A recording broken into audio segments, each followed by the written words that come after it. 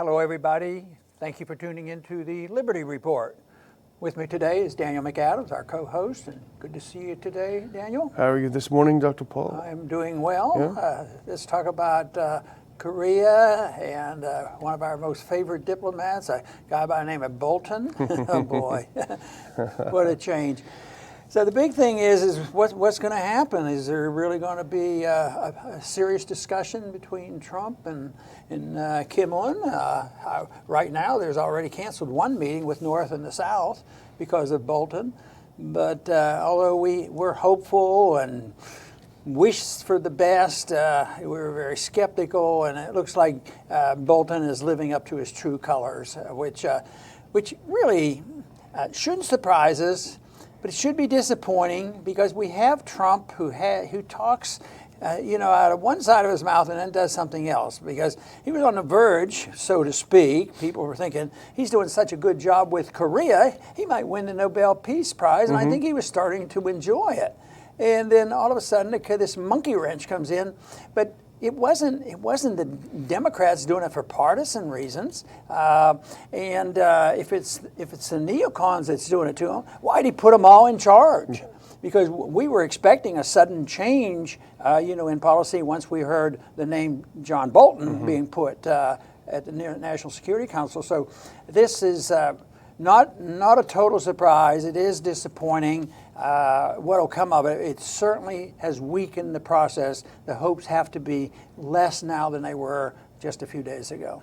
And Bolton has quite a record going back before the Bush era, into the Bush era, of I would say going behind his boss's back, of going to analysts. This is when he was Undersecretary for Arms Control, Disarmament. He would twist arms of analysts because he'd have a predetermined conclusion. And these analysts had better follow this conclusion. And when some of them didn't, he tried to get them fired. He did it over and over. So he is determined. He goes against his boss's wishes. Looks like he's doing this again. And the two things we'll talk about is the exercises we'll talk about, but also Bolton's appearance on Jake Tapper's show on CNN over the weekend. And those were the two things that are threatening to blow up this rapprochement. Yeah, and he was, pretty emphatic about, trying to follow his past moves. And when it's actually doing something that I thought was ridiculous and say, well, we'll treat them like we took care of Libya, as if that was a positive. And it's just ridiculous. They would just wave a flag right in front of Kim Un. If there was the slightest possibility of them wanting to be serious about this, it was just waving the flag. The discouraging thing is we cannot. Nobody can stand up and say, we understand Kim Un better than we understand anybody else, and we know what he's saying is going to work. We don't know that.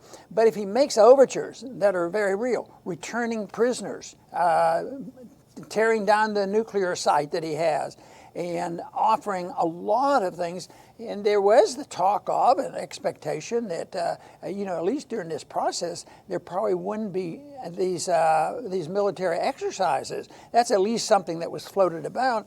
But all of a sudden, there they are, doing it again. What are they practicing? How to invade and destroy North Korea. And that's supposed to be diplomacy? I mean, what kind of diplomacy is it? It's great diplomacy for the neocons who want to blow up these negotiations, and they're on the verge of doing it.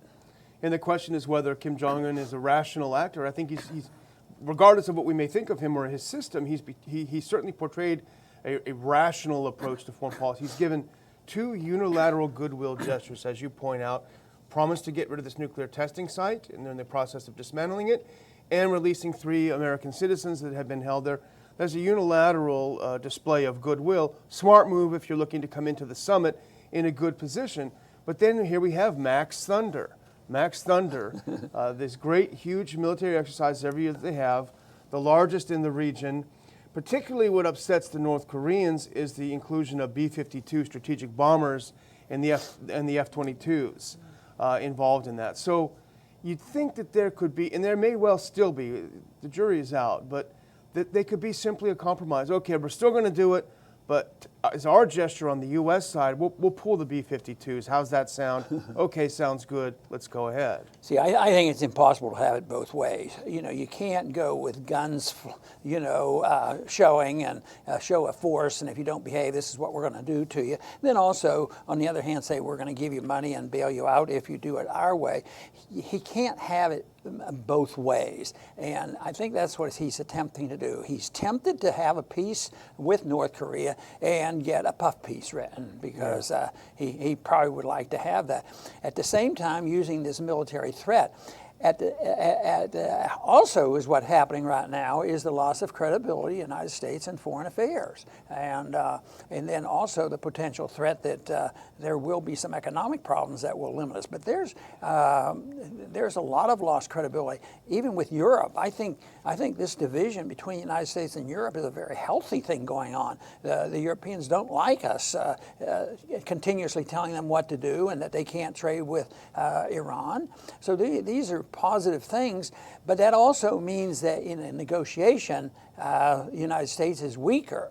And since we don't believe in the bullying and telling everybody else what to do, this is a positive thing. Maybe we'll mind our own business, and maybe we'll take care of our liberties here at home. You know, if the government's there to protect our liberties, what are we doing? What are we doing destroying the liberties of other people and bombing and killing people and supporting some terrible civil wars, in Syria and in Yemen? And how many people are dying from this? How many people have died over this same effort, to spread our goodness, in the Middle East, whether it was the Iraqis or the Libyans, and there's been a lot of people dying, and it's still a powder keg in Syria. So I just don't think that you can, on the one hand, say, well, we're going to have peace and negotiations and have a policy like we have. But then I think the telltale sign is, I've always said, look for the appointments, not what they say. And the appointments will count. And you've always made the point, who's under the appointments, who are the field workers, and they're important too. But just look at the big names. They're not shying away from the neocons when you see Pompeo and Haspel and Haley, the whole works. And then we have, I think there was a tip-off probably, when Pence was picked. Yeah. Pence is, a calm-sounding, reasonable person, but his foreign policy is probably more authoritarian, at least equal to or more so than Trump. Yeah. I think it'd be safe to say he's probably more authoritarian when it comes to, he doesn't even introduce the notion of maybe having peaceful negotiations. Well, the thing is, if Trump is serious about wanting to come to an agreement with North Korea, if he's not just bluffing, if he is serious about this, then his own national security advisor, John Bolton, is hurting him, is harming his policy, making the president look bad. He's repeatedly, as you mentioned, referred to Libya as the model, which is hardly a model for anything unless you love destruction. He's talked about Iraq as a model. And he went on Jake Tapper's show on CNN over the weekend, and this what really ticked off the North Koreans, because he went on there with guns blazing. He said, we demand complete, verifiable, and irreversible denuclearization of North Korea. He talked about commitments North Korea made in the past and didn't live up to, and we should talk about that. But he also said their ballistic missile system has got to go, just like with Iran. So it's almost like they're trying to redo the Iran deal with North Korea to show us we can do a much tougher deal than Obama. But here's the thing, too. Here's what Jake Tapper said. So reducing U.S. troops in South Korea is not in the mix. This is what the administration is saying. So what's in it for North Korea? He asked Bolton. And Bolton said, I think this is what really infuriated them, the chance to become a normal nation. Respect for North Korea is strong. The prospect for North Korea is strong if it commits to denuclearization. It's kind of an insult, the chance to become normal. That's all you get out of this whole thing. That seems like a pretty thin gruel. And right now, if you had an independent person looking at this, you might say that he's acting more normal than we are. I mean, we're waving the weapons right now. We're going 6,000 miles away from our home to wave our weapons and our bombers and fly right up to the borders at the time when we're trying to work out some agreement. I think philosophically there's a big difference when you talk about the people, the neocons and Trump, because I think their goals, their ultimate goals, is domination. You know, I believe in the empire that they believe in, that they are striving for that, even though they may have different sizes of the empire. But that's what they want. They want domination, economic domination and military domination. I don't think they're very bashful about that. Well, what's the theory and what's the reason that guys like Hussein and Gaddafi and Assad, I think it's only survival. Just leave us alone. We'll work out our problems. And those individuals have at times, you know, in those countries have at times have had much peaceful relationships, you know, with a strong-armed guy. So it's not like what we're offering is a weak guy. You know, our leadership, because the real presidency is behind the scenes anyway. You know, I think that by far the most dangerous and strongest president we ever had is Dick Cheney. He wasn't even in office, you know, as president. So I think there's these goals, and yet we're totally intolerant because we can paint a guy like Un as the cause of all the problems. It's always blame game. You know, Saddam Hussein had to be blamed, and Gaddafi had to be blamed. Assad has to be blamed. They have to be the Hitler of the day. And unfortunately, they win that public relations fight because the deep state has a lot of control of what goes out on the airwaves. And there's something else that the three of them have in common, Saddam, Gaddafi, and Assad, is that all three of them tried to develop normal relations with the U.S. They tried to be friendly. Remember, after 9/11, the Syrian government reached out to the U.S. very enthusiastically. In fact, we were doing a lot of stuff with them that's probably not very nice to do, but they were overwhelmingly enthusiastic to cooperate. Same with Saddam in the past, and the same with Gaddafi, and they all got the treatment. Well, Iran too. Yeah, Iran too. Yeah, Iran too got the treatment. So it's you know, if I was Kim Jong-un, I would be pretty cautious. And here's what he said after Bolton's little stint on CNN. I doubt, this is Kim Jong-un, I doubt whether the U.S. really wants sound dialogue and negotiation. The world is well aware that our country is not Libya or Iraq. You know, it's a pride thing as well. Yeah, and you know, I was a little bit surprised that Bolton did this big discussion on CNN. You know, CNN is supposed to be the enemies of the Trump people and Fox, and they're always fighting when it comes to these squabbles that probably have a non-existent real problem, you know, having to how the Russians rigged our last election. But there he is on CNN getting his message out, and the message, you know, it's understandable because they both endorse these wars, you know, and they're both neocons, and there isn't any difference. And of course, that all even goes back to the parties aren't that much difference either, even though you hear a lot of fighting. It's just that it's a little bit surprising when they use CNN to promote a policy that's supposed to be Trump's. It causes a lot of messy understanding. But I think the best thing going for us right now is the loss of our credibility, which will weaken us in being the dominant person. Because it's not like we're terrible people. It's like we believe in torture. And, you know, Haspel is not exactly reneged on that, even though she has said a few words. But the policy we have is, I don't know, you know, Obama had the policy you could assassinate American citizens, and it just goes on. And Bush's policy was preemptive war, which is aggression.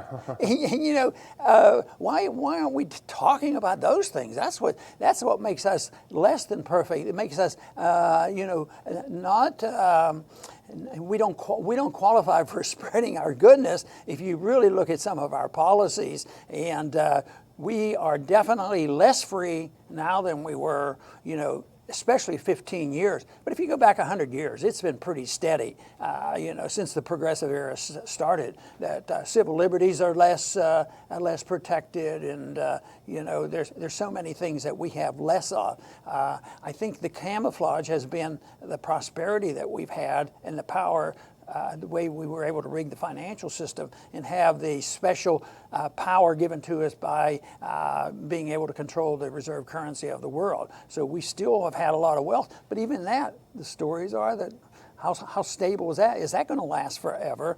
And I think that in spite of the apparent success and the power we have around the world, I think we're very vulnerable. I just want it to be a positive vulnerability so that we wake up and do the right things and think about, it sounds like a cliche, but think about the American people first. Yeah. American liberty first, but not this America first. Well, we need to go in there and beat this guy out, but if we get the NATO people to pay their share of the operation, then it'll help balance our budget. Yeah. I mean, that's just silliness.